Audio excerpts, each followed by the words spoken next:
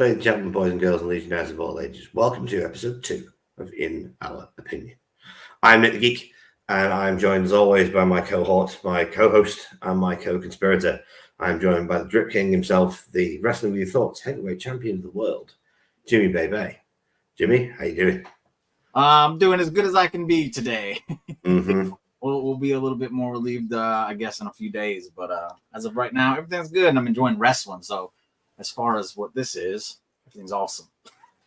Nice. Well, hopefully your house won't get blown away in the next few days. Yeah. Yeah. I'm not that worried about it, but I'm just the stress of it involved with everything is kind of just. Yeah, I can imagine, dude. I can imagine. Right. But now, for once, I think this is going to be quite a positive show. We'll see about that one. Right? Dependent. But for the most part, for what I want to talk about, I think we both will probably have a similar train of thought on it. The first thing I want to talk about, first thing I want your opinion on, Jimmy, was the purely cinematic Roman Reigns and Cody Rhodes face-off that was done on SmackDown. This is where I'm going to break your heart. I'm going to break your heart right out the gate, man. I did not like it at all. Oh my God, really? Thought it would.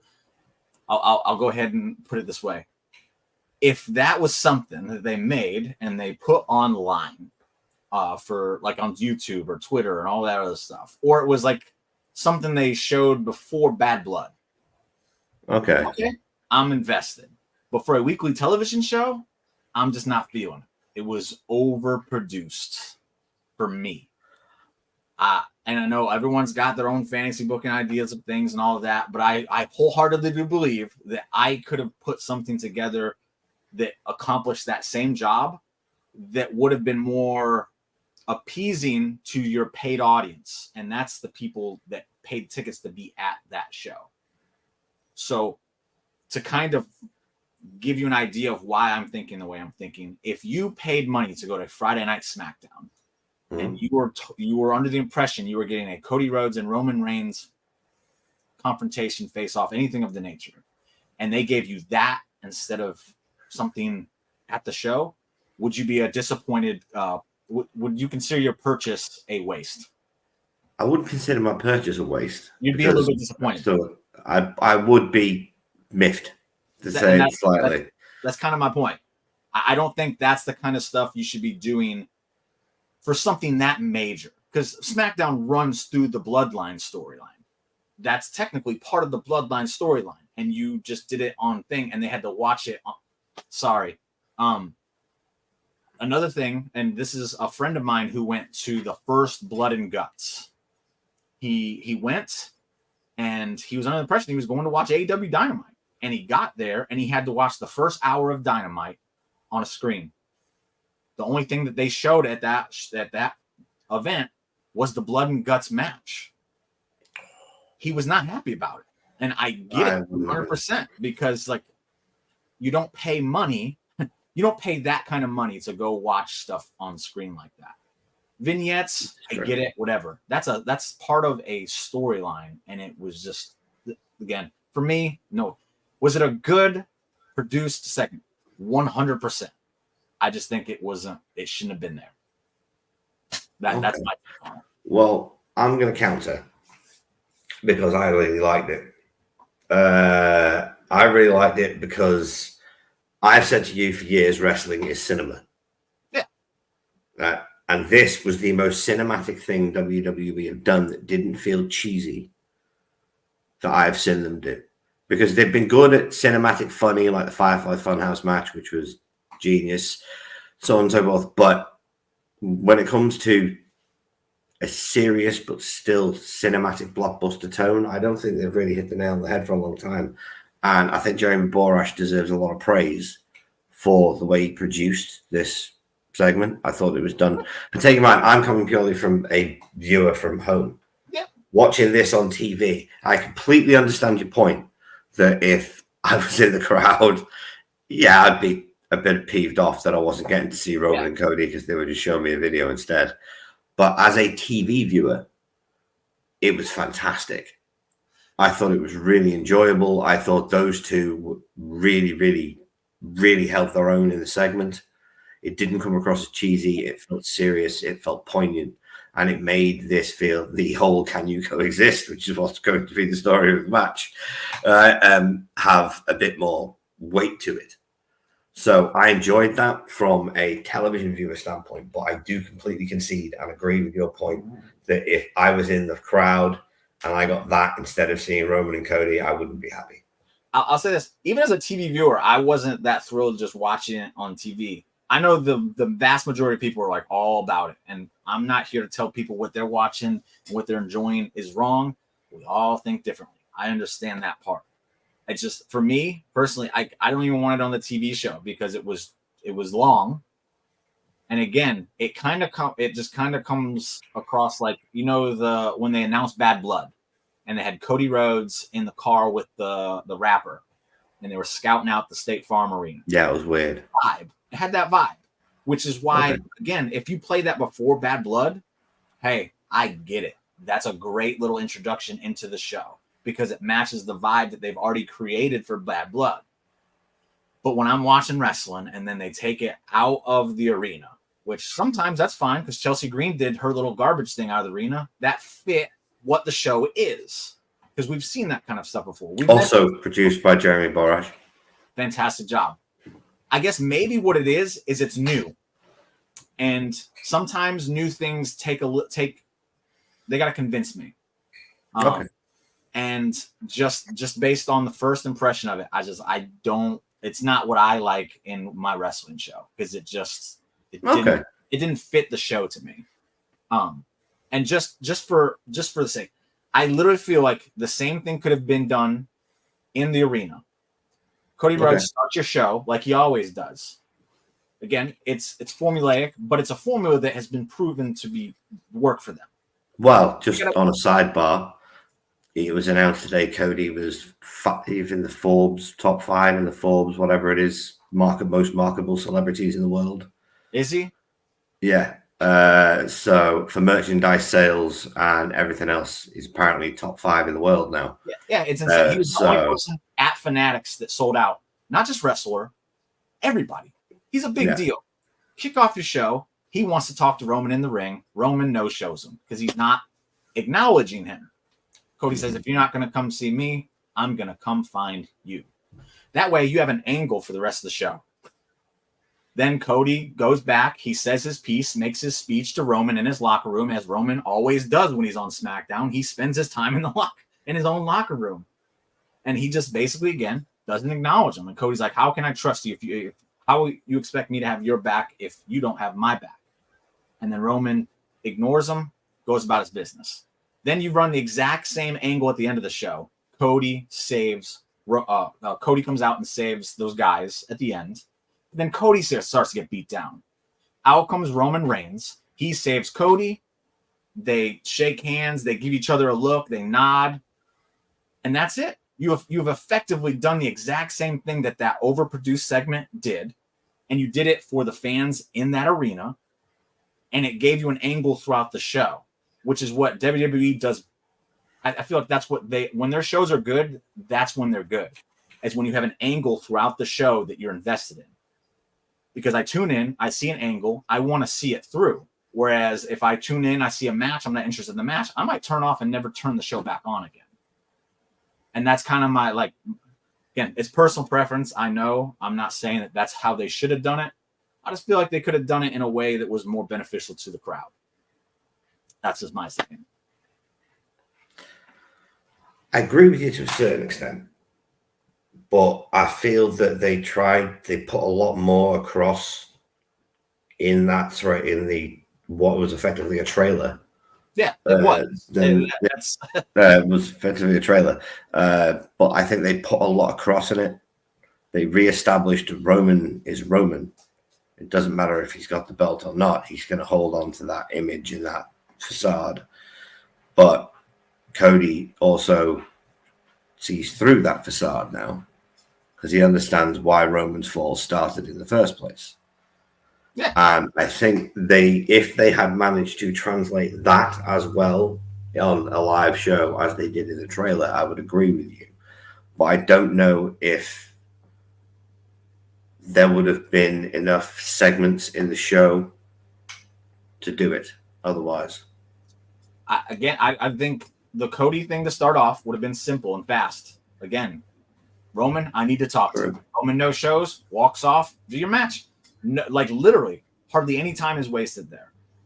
Then in the time, like if you take out that produced segment, you have a ton of time.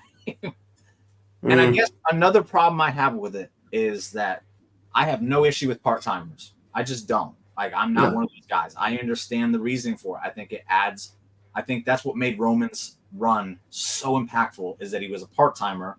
It works from a heel's perspective. I don't think it would ever work for a babyface, but from a heel's perspective, it made sense. Hulk Hogan? Well, I'm not. I wasn't invested at that point in time, so I can't speak on that. But I'm just saying, in today's work, like it worked with Brock Lesnar because he's a heel. It worked with Roman Reigns because he was a heel, and it made them feel bigger than life. They show up, and I get the part-time schedule. Well, that's the Hogan I'm talking about. Sorry, I should have rephrased. Hollywood Hogan. I feel like I saw Hollywood Hogan a way more than I see Roman. Yeah, Roman. But he never wrestled. But that's fine. But my point that I'm trying to get to is if Roman was available to shoot that segment, there's no reason in hell he wasn't available to be at that show. Okay. I feel like it would have been less of his time to do the show than to do that segment. But possibly. They're trying to do blockbuster stuff. They're going into. I get it. Maybe it'll take some time for me to get used to. But just first glance, I'm like, not for wrestling me. Is cinema, dude. Wrestling is cinema. Right. Surprise you with that one, man. You did indeed. I was quite shocked. But that's what the show is about. Opinions, unfiltered and honest. Otherwise, there'd be no point. All right. What else do we want to talk about today? Sorry, by the way, I have had a very crazy day. So I haven't really overly prepared this week, Jim. I do apologize. I was away this weekend, so I have only just caught up on SmackDown and Collision. In fact, that's what we're going to talk about. Oh no. We're going to move to AEW. We're going to talk about something that I'm pretty sure both of us are going to be quite happy about. And that is that it has been announced that the Outrunners are officially under contract. We're going to talk about what I believe is the greatest act in tag team wrestling, possibly all of wrestling and all of AEW at the very least. Today, we're going to talk about the youngest men alive, and I would like your opinion on the Outrunners. They are the best tag team in the world today, and I know that a lot of, like, based on the way I view wrestling and I take in wrestling, I look at it as a grand. I look at every aspect of what they deliver, and not just the Outrunners, everybody. And when I look at the Outrunners, they don't do a lot in the ring. They don't. They're all about charisma, character, and that's what speaks to me. And if I was to ask you today, what tag team stands out more than any other tag team in the world today, who are you going to tell me? The Outrunners, baby. Because they get it. You know who they remind me of as far as in AEW? Danhausen. Nobody wants to give Danhausen the respect he deserves for his in-ring stuff because he's not up to par with people like Kenny Omega and all. You don't need to be. Not everybody should be doing the same stuff. They should not all be the same. You can't use the same recipe when you're doing wrestling. There needs to be some different stuff. And I feel like that's what Danhausen was. And I loved Danhausen. Danhausen was a big deal for them. He still moves so much merchandise and makes them so much money. Guess what the Outrunners are doing right now? The same damn thing. They get it. I love them. I've loved them since the moment I saw them on Dynamite the very first time. I wish I would have been on the bandwagon when they were on Dark and Elevation. Apparently, that's I never watched it, so I didn't get to see them. They were the only reason to watch AEW Dark for like a good 6 months. I would believe the only reason. Because in this moment of time, I told you last week I was kind of taking a dip and break from AEW. I can't not watch the Outrunners. They have it. And when we talk about my absolute favorite acts in wrestling, we have my favorite male wrestler, which is Dominic Mysterio. We have my favorite female wrestler, which is Chelsea Green. We have my favorite tag team, which is the Outrunners. All three of those have what in common? They're all funny. Well, I would say they're all larger than life on screen, and they don't need to do a million things in the ring. They do so much by doing so little. They Less is more. get it. They get it. I'm happy for them. I hope the sky's the limit for them in AEW. I really do. I hope people don't turn on them like they did old Danhausen. That would be horrible. But my only like, I guess, thing that I'm sad about, and it's just, again, personal preference, I wish they were in a WWE. I prefer WWE to AEW. That's just me. I think they would be great there. But they're great in AEW, so I'm not complaining. They are fantastic. I wore my Outrunners t-shirt on the Thursday show. I was so excited. I went out and did a dang video, photo shoot of it. Went and worked out on the beach. Wore that shit to pick up my son. He thought I looked like a fool. And then I went to the movies to watch it as the youngest man alive. They are amazing. They are absolutely amazing. And I'm so glad they're getting the flowers they deserve. Yeah, I can't agree more. Pop quiz. Who's the most successful act in the history of professional wrestling? Monetarily wise. Stone Cold Steve Austin. Correct. How many moves did Stone Cold Steve Austin do? When he was doing what he was doing as far as being successful, he did the Ruthie's press, he did a punch, he did a stomp. He threw in a suplex every once in a while. He did the Stone Cold Stunner, and that's pretty much it. Right. But during the big shows, he would pull out some more tricks, and that's the secret. Okay. That's the secret from the club. But just saying, we'll continue with the quiz. In the 1980s, how many moves did Hulk Hogan do? Scoop slam, leg drop, big boot, bulk up. That's probably, he threw some punches. Yeah, that's it. That's it. Even if you look at Bret Hart used to do vertical suplex, sharpshooter, Fez press, elbow drop off the middle rope. I think he did a lot more. I just don't think he used them every match. No. Bret had, but the point I'm making is every great wrestling act has a routine. Yeah. And that routine does not need to be 5,000 moves long, because all of the most successful wrestlers in the world, you look at The Rock, Stone Cold Steve Austin, Hulk Hogan, Kevin Nash, John Cena, Dominic Mysterio, Roman Reigns. Roman Reigns. But we're putting the Outrunners in the greatest list of wrestlers of all time, and I fucking love it, man. Yeah, because as you say, they get it. They really get it. They love the 1980s sort of the sport, which you can tell that it's not just them pissing around. They truly love that shit. I think it's a tremendous love letter to an era of wrestling that I grew up with.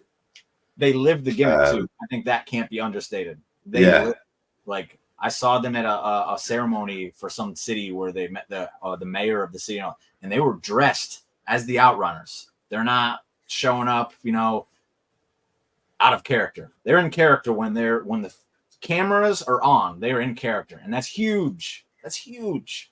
We don't get that enough anymore. No, most people, like Twitter, for example, they'll tweet out of character. And I think that is something that no professional wrestler should ever do. No. Turbo and Truth just tweet in character all the time. They remind me of being a kid, and nostalgia is a heavy drug. And the fact that they've managed to not only tie in, now, in fact, I'm going to be a nerd, right? What's the one thing I go on about in professional wrestling all the time? Timing. God, those boys have good timing. They have comedic timing. They have in-ring timing. They have promo timing. They have everything down to pretty much a science in their act. They know exactly what each of them is going to do. They know what the other one is going to say. Their timing, which is, I cannot stress enough, the most important thing for a professional wrestler is timing, otherwise you're going to hurt people and yourself. And with tag teams, timing is so much harder. Correct. They perfected it. Like, they play off each other amazingly. Right. These boys, for God's sake, Tony, just remember the first episode of Dynamite? Not really. Okay. At the time when Do you remember the Young Bucks match from the first episode of Dynamite? Against Private Party? Yes. I remember the match because, man, I had high hopes for Private Party after that, but didn't we both? But Private Party won, didn't they? Yeah. Yeah. They need to do it again. On the fifth anniversary, I don't care. The tag divisions need to reboot for a long time. You put the belts on the youngest men alive on the fifth year anniversary of Dynamite. That's exactly why I was so upset that they didn't win the Rumble. It wasn't because I want them to win because I'm a fan of them. It's because the tag division needs a new identity. It's been Young Bucks, FTR since the beginning of time. Even though FTR got there late, they still have surpassed every other tag team. The Acclaimed had a good run, and guess what? During their run, the tag team division was great. It was enjoyable. And then they took it off of them, and then it was like, oh, what are we doing? So you take the hottest act that you have right now. You heard it. This ain't just personal opinion. You hear it when they come out. People love them. You have them win the Battle Royal, and everyone's like, what? And then the Young Bucks take them as a joke. You have the Young Bucks taking on the youngest men alive. It's a very cool and fun story that you can tell in 2 weeks' time because that's all you need. And it would be great. And you're basically saying our tag division kind of sucks right now anyway. What do we have to lose? Let's give these guys a chance, give them the ball, and let them run with it. Why are we not doing that stuff? I feel like they used to kind of do things like that, and now they don't, and it's upsetting a little bit. So I'm with you. The Outrunners should have been winning the tag team titles at the anniversary show. It's just not going to happen. Absolutely. Hello, Ross. Thanks for joining us. I don't know if you heard me, man, but yeah, what's up? Yeah, I mean, I couldn't agree more. I'm pleased, for the love of God, Tony put the belts on them. Put the belts on them now. Have them beat the Young Bucks in the 5th anniversary show. Just do it because. Go ahead. Sorry. All right. Danhausen's the perfect example. Danhausen would have been made a hilarious TNT champion. Yes. Right. That's the guy you want to be the face of something. Right. It would have been absolutely hilarious. Just genius. Cursing people out of winning the title every single week. Right. And it would have made you so much frigging money. Not only that, marketing and bringing eyes to the show. You put the TNT championship on that guy, and then he starts doing appearances at places. People are like, what the heck is this guy? Oh, he's hilarious. What's he doing? I'm tuning in to check that guy out. Mm-hmm. It's simple. It really is simple sometimes. And again, this is just all coming from my preference and stuff. I'm not saying that Tony's doing the wrong stuff. I'm over all that. I get what he's doing. I feel like I get what he's doing. But this is all just from my personal preference. And I think it's silly that he didn't do it with Danhausen. And time will tell if he learns. I hope he learned from his mistake and he does it then. If he doesn't, then he doesn't. But my only fear of the Outrunners is that they're on Dynamite, they're on Ring of Honor, and they're on Collision. I don't want them to be oversaturating the shows because that's when people grow tired of things. As great as their act is, I know how fickle fans are. And they're like, man, they're taking up too much time. And it's like, oh God, man, we can't have anything fun anymore. I freaking love the Outrunners, dude. They're amazing. I love them. No, mate, one of the first time I saw him on Dark, I was like, who the hell is this guy? Because it was just Truth in a singles match. I think I've seen this. Right. And I was like, who the hell is this guy? And by the end of the match, I was really rooting for him and laughing my ass off. And then I saw him as a tag team. Oh, yeah. And I was like, oh, there's two of them. This should be fun. Yeah. And wrestling should, above all else, be fun. Otherwise, why does it exist? It needs to be fun. That's why, just on a sidebar, all the people that complain about the current incarnation of Kazuchika Okada, go away. Go away. Stop. Go away. Be miserable in a cave somewhere, because maybe just staring at old cave paintings is what you want to do, because, you know, it's boring and stationary and doesn't do anything and has no comedic timing or animation. This current incarnation of Okada's fun. It's fun. He still gets it done in the ring, and it's fun. The Outrunners are fun. Pure, unadulterated, 1980s fun. For God's sake, they call sweat sports gloss. That's genius. Did you see the vignette they made before the Battle Royal? The vignette's really what sold me that they were going to win. Yeah. Did you ever see it? No. It's a thing of I have to send it to you, dude. It's a thing of beauty. And I think that's kind of more of the stuff they need to be making for acts like this, because it's interesting. And there's a point where they're working out and they're in the gym, and the guy who works the gym comes up and says, "You guys have a gym membership?" And they're like, "How old you got to be have a gym membership?" And they're like, 18. And they basically tell them, "Piss off, because we're the youngest men alive." Who here? Oh, no, wait, I have said that. Okay. Yeah. It's brilliant. It's stupid, but it's fun. The variety is what AEW has been missing. And I've said, I feel like maybe if the ratings, I hate to bring these up, but if ratings are an indicator and audiences not showing up like they used to are an indicator of the show, it's because the show is kind of balls to the wall from beginning to end. And I'm not saying every wrestler is equal and not every match is the same, but all wrestlers are kind of treated as equal and all the matches are kind of the same, because they're all doing so much. They're forcing so many things into the matches, and they're all lasting too long. If you look at Collision when it first came out, it was a variety show. It was highly regarded as the best thing AEW had put out. And again, ratings-wise, it was doing far better than it is now. And then it stopped becoming that variety show by just the few I've tuned in since. I don't watch it a lot, so maybe I'm wrong.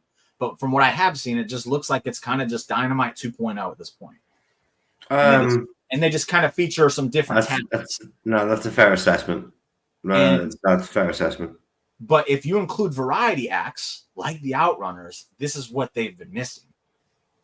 And I don't want them to oversaturate them, but man, I love watching them. I will tune in to watch AW if they're advertised. That's how I feel about them at this point. I just honestly, I want to see them beat the Young Bucks. Yeah, it would be great. It would be a phenomenal moment. It would be hilarious. It would be a fantastic moment. It would get people talking, and it would give the tag division, as you've said, the soul, the new coat of paint that it's needed for a very, very long time. Because much like Chelsea Green, and I don't care if people are mad that I compare the two.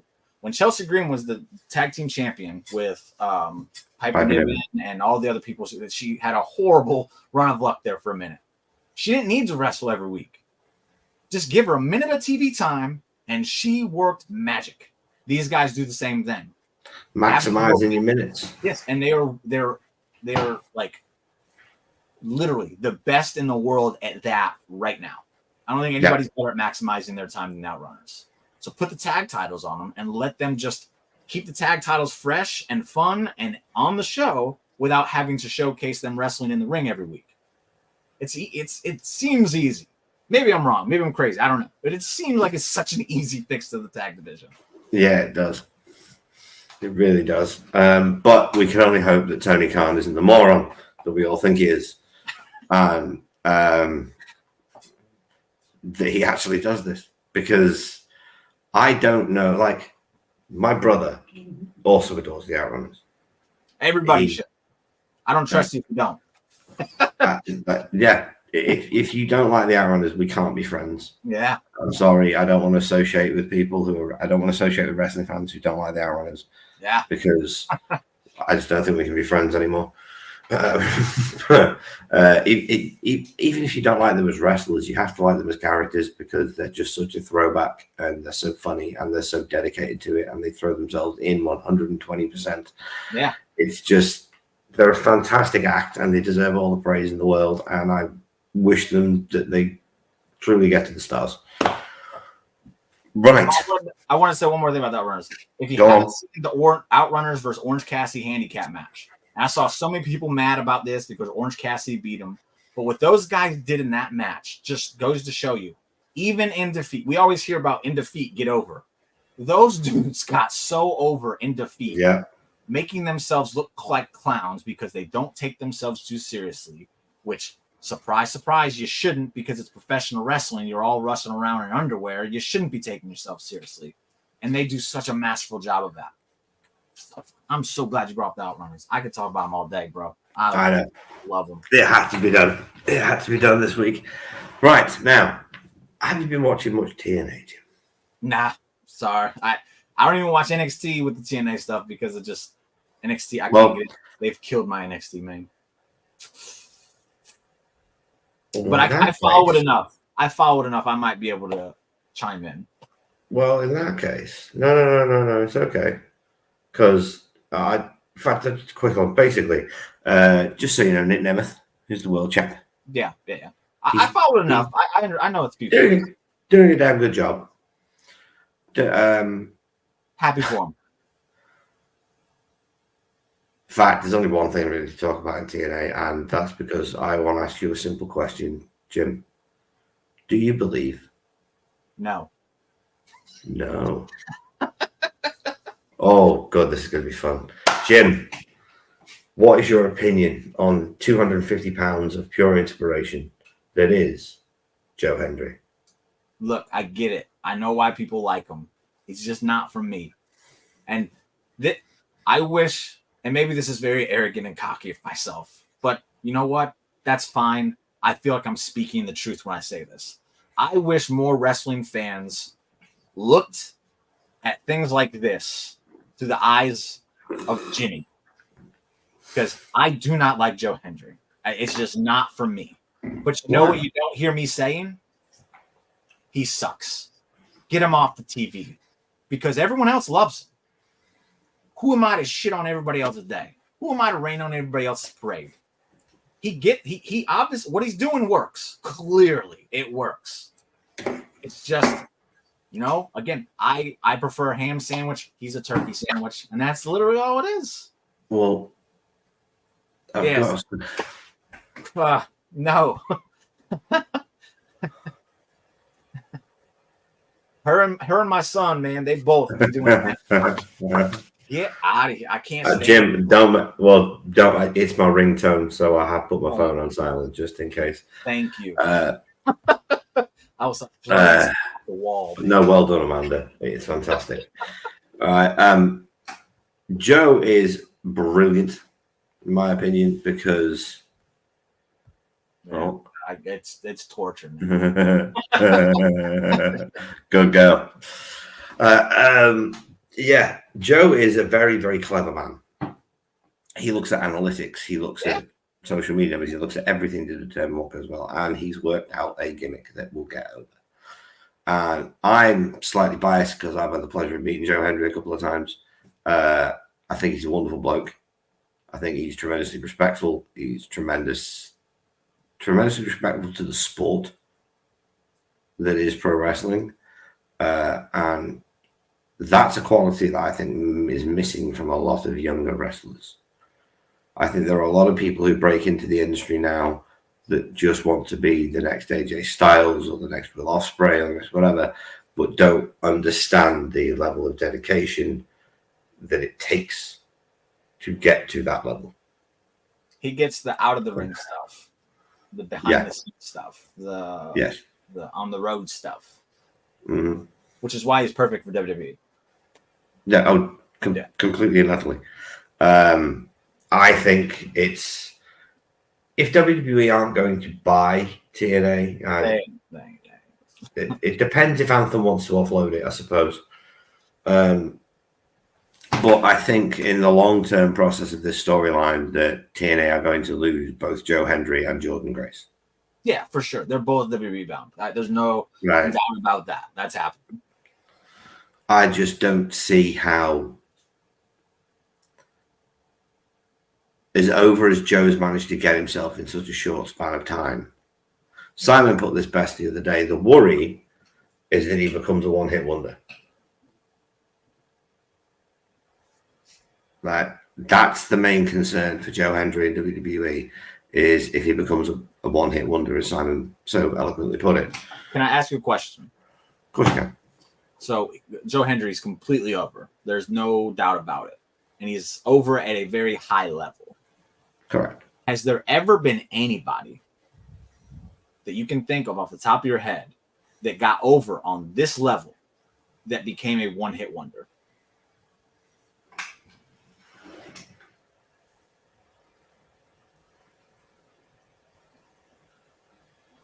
Fandango. Was he, though? Was he over to this level? For a short period of time, yeah.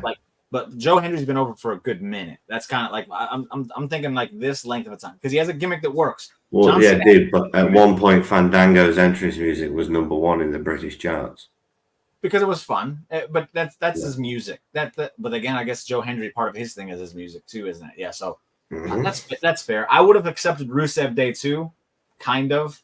I don't think Rusev Day was Rusev things. I think it was what's his name's. I can't remember his name now.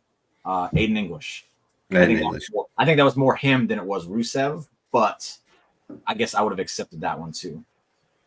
That's fair enough. I think if he's here, I think it's fair to think that he probably wouldn't be a one-hit wonder.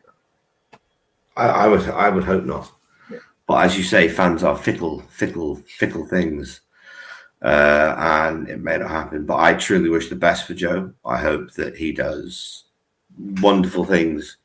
Amanda Ross says, it's not fun for me, man. It's torture. It's torture. It's a good song, mate. I don't believe in Joe Hendry.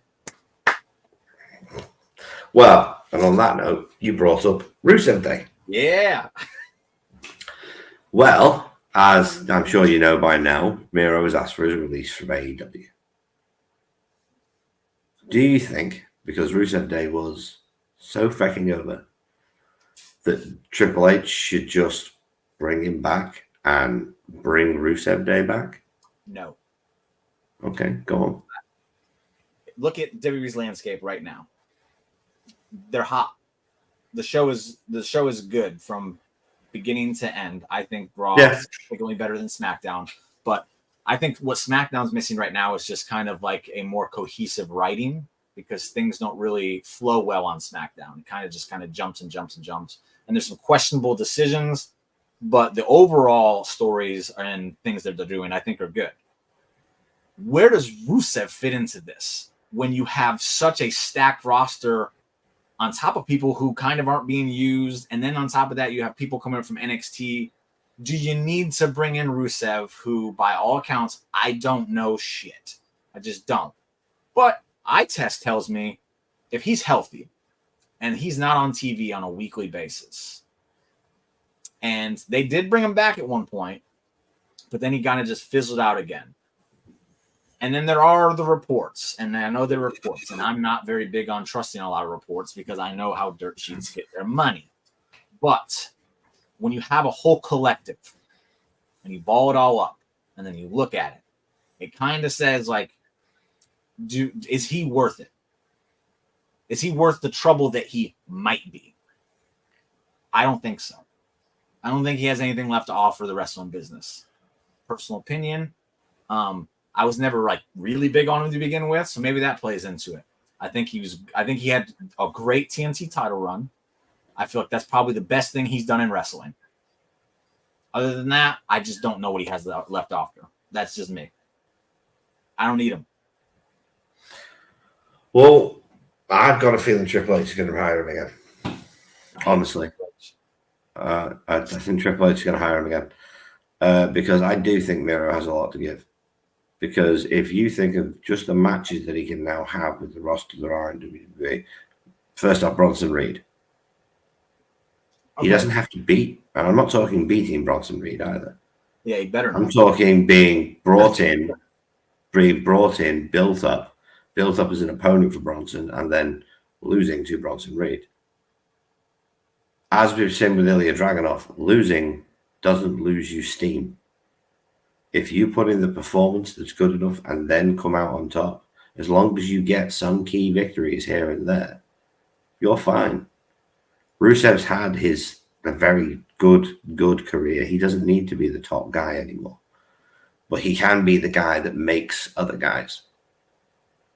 And I guess that's kind of where I'm at with it. Is I don't think he's at a level to where he can help make guys.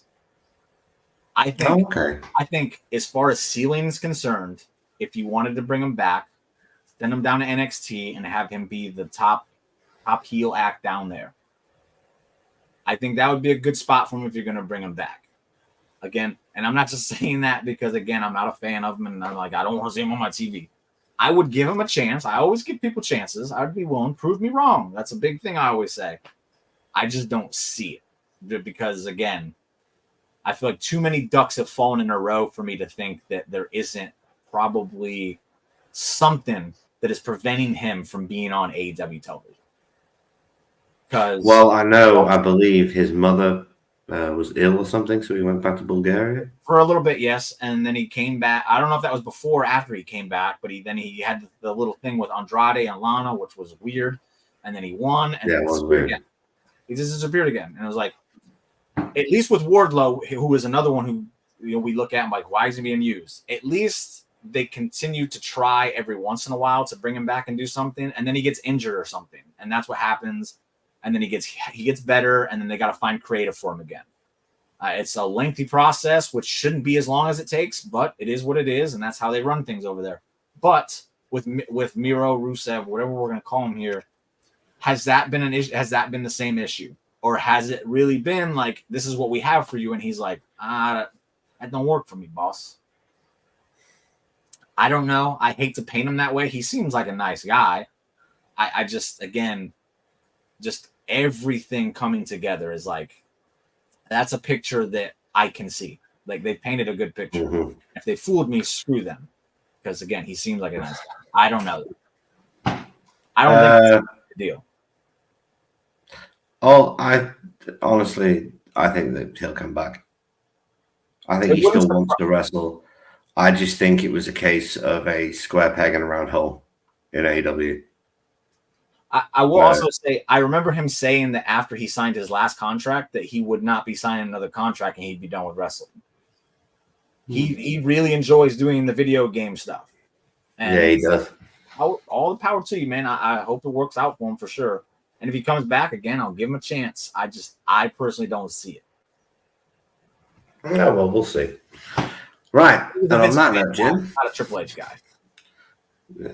And on that note, Jim, it's that time of the week when I ask you for your most unpopular wrestling opinions. I need you to go first because mine was going to be that cinematic thing that Cody Rhodes and Roman did was not good. So I need to think for a second, and I'll let you go first here. Right. I have so many. What should I choose?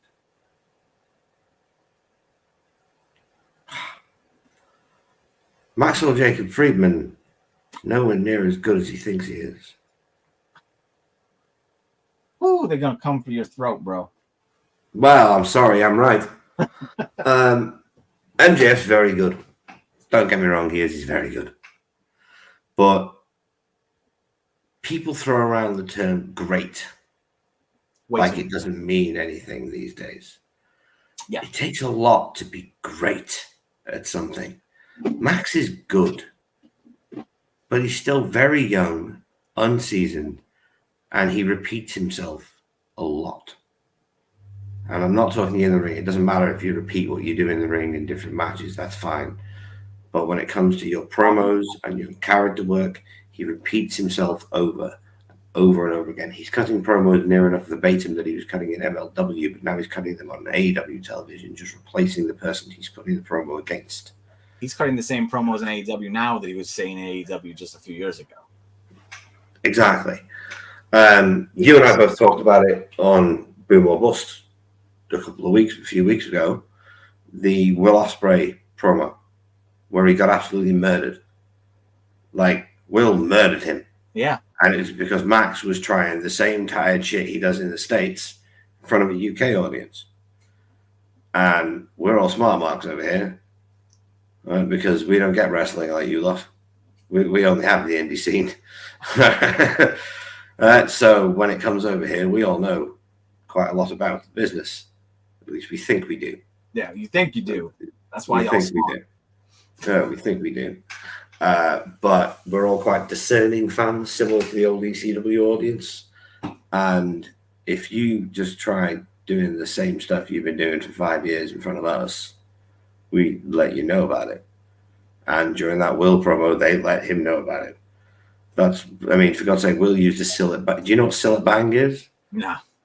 Sillet Bang is a cleaning product that was advertised by a man called Barry Scott, who sadly passed away. And the catchphrase for Sillet Bang was "Bang, the dirt is gone," which is where that entire promo came from Will the other week. It's great stuff. Tailor-made for a UK audience. It sounded good to anybody that listened to it, but if you knew, but like I did, for example, like everyone in England does, right, what Sillet Bang was, it was funnier.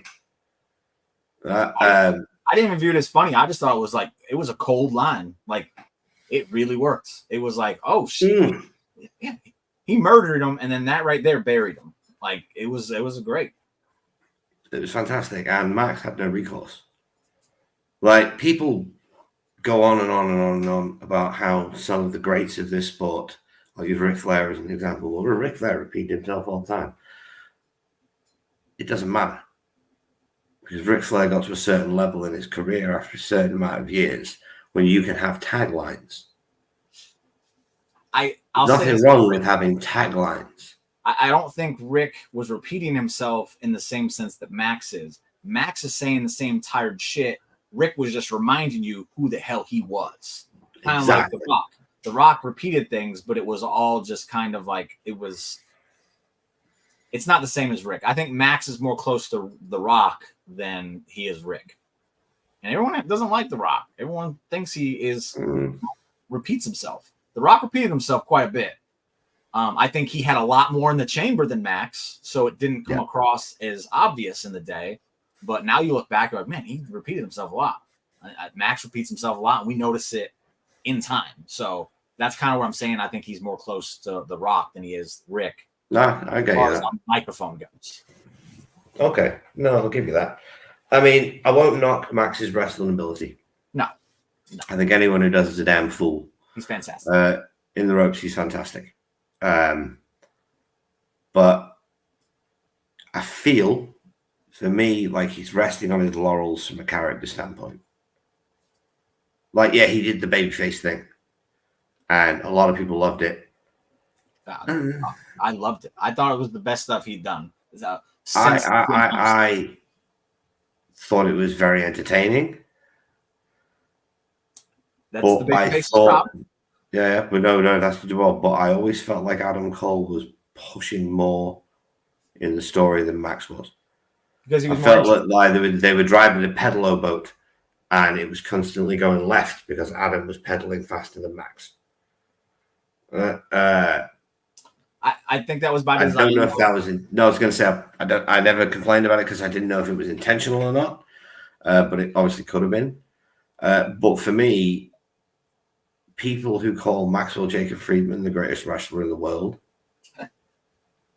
are, one, stupid, two, should have a very serious brain scan within the next couple of weeks because they may have a tumor that's killing them. And four, are completely, what's the word I'm looking for, uneducated fools who do not appreciate what it is to be called the greatest wrestler in the world, because that title belongs to one person and one person only. And I'm afraid, yes, Gunther is, let's just quickly drop this in, the perfect wrestler. He's the perfect wrestler. He does everything perfectly. It doesn't matter who he's wrestling or why he's wrestling them. You want to see him beat the living snot out of that person. Yeah. Even though he's the heel, that's what you expect from Gunther. I think you could put him in a ring with who's really bad. There isn't a soul on the planet he can't have a good match with, or an entertaining match with. Yeah, that's goes on the truth. Right, but anyway, I'll say this about him: he presents himself as the greatest wrestler in the world. Like when he talks, he was given 5 names and he was supposed to rank them, but he wasn't told them all. He was only told them individually.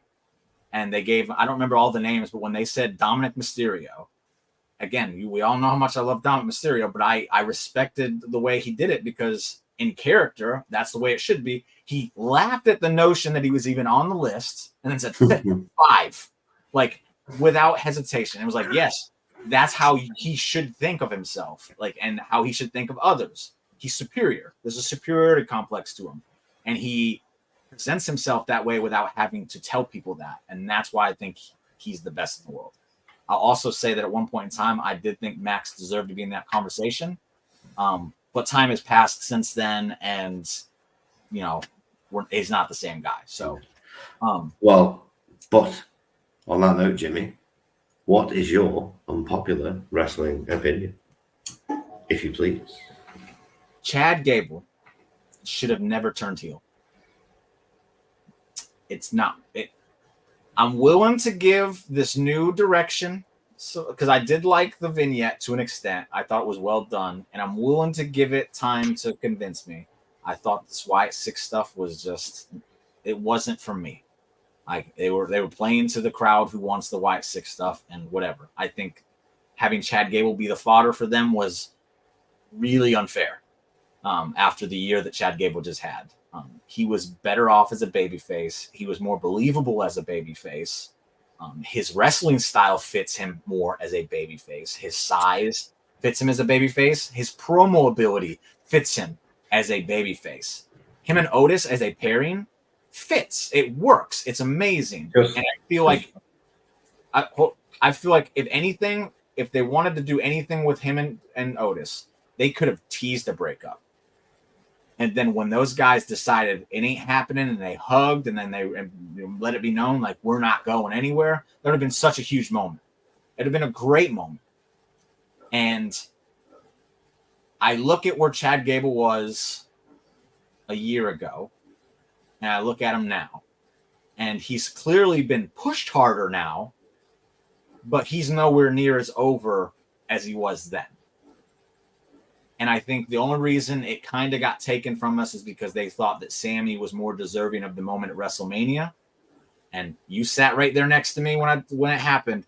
I lost my mind. I loved it. Sami Zayn, I love him. Yeah. Never want to take a moment away from him. But I feel like I would have been equally as happy if Chad Gable had that moment. And because I feel like he earned it and he deserved it. And he's just such a fun babyface. Like, it was, in my opinion, it was a mistake.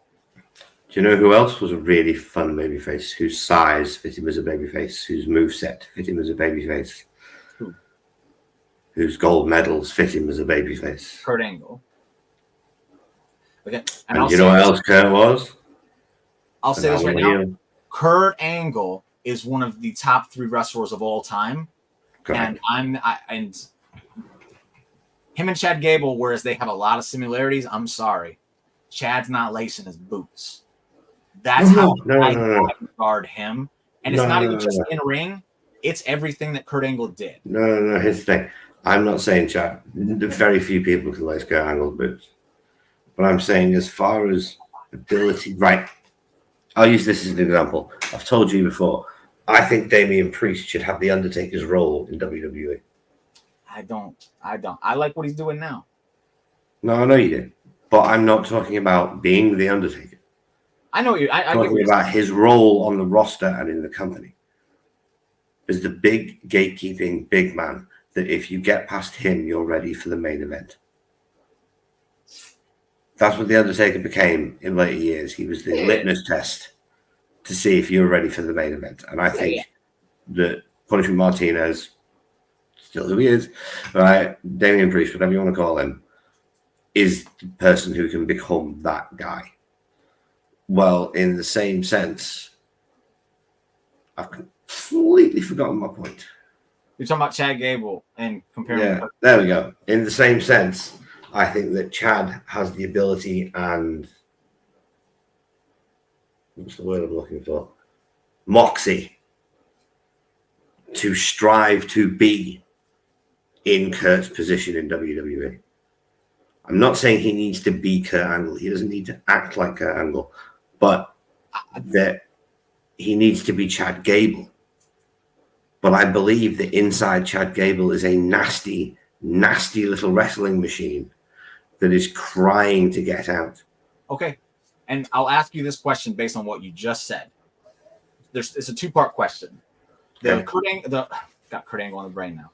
The Chad Gable you have now and the Chad Gable that you had with American Alpha or Alpha Academy. Okay.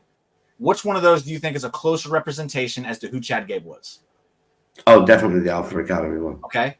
And based on what we're seeing Chad Gable wrestle like now and how he was wrestling back then, which one do you think is closer to being a wrestling machine? Think about the hot tags this man used to get. True. Yeah.